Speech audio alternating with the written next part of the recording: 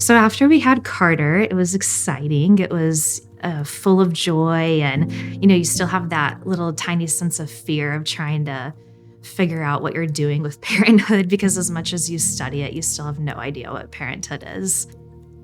I look back on the first few weeks after he was born, and there was a lot of pleasure and enjoyment, and being able to just really take that time to soak in being a father and enjoying every moment when they're a newborn, because they're not a newborn for very long.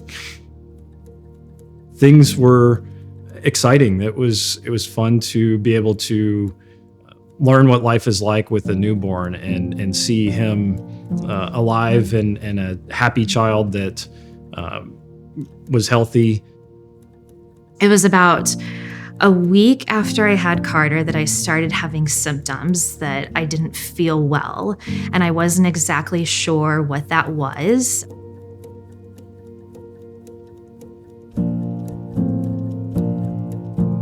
I just knew something was off as we got closer to 2 weeks postpartum, when she actually started hemorrhaging.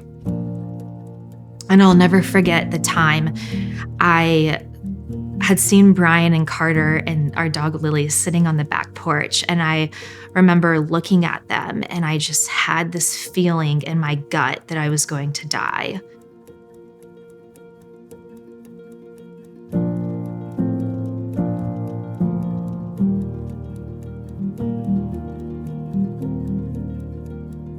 Bryan was out walking our dog Lily, and he had came back in.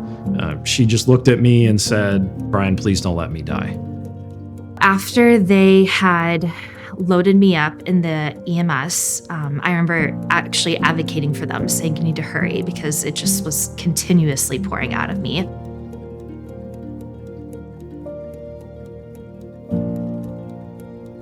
It was like a roller coaster.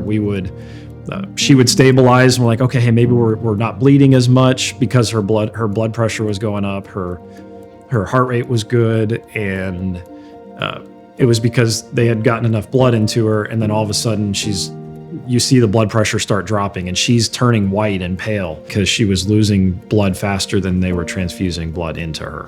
So at that point, I knew that my body couldn't fight anymore. I was too tired, and I had gone to the OR. And I had to have a hysterectomy. I remember the next day waking up in the ICU, and there was a lot of nurses and anesthesiologists that came in, and they just went and held my hand and said, "We did not think you were going to make it." There were so many times throughout the surgery that you were just so close to passing. They had given me 19 bags of blood, 4 bags of platelets, and 4 bags of plasma.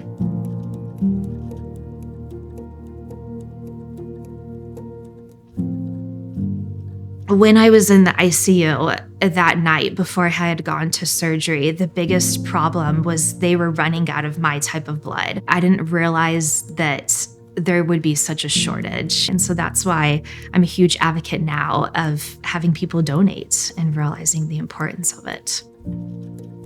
Life has been very good to us. We are blessed that she's still here, and that we are a happy, healthy family of 3.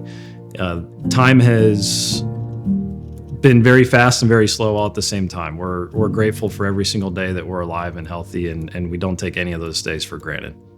I'm extremely grateful to be here and to be alive, because I know how close I was to not making it.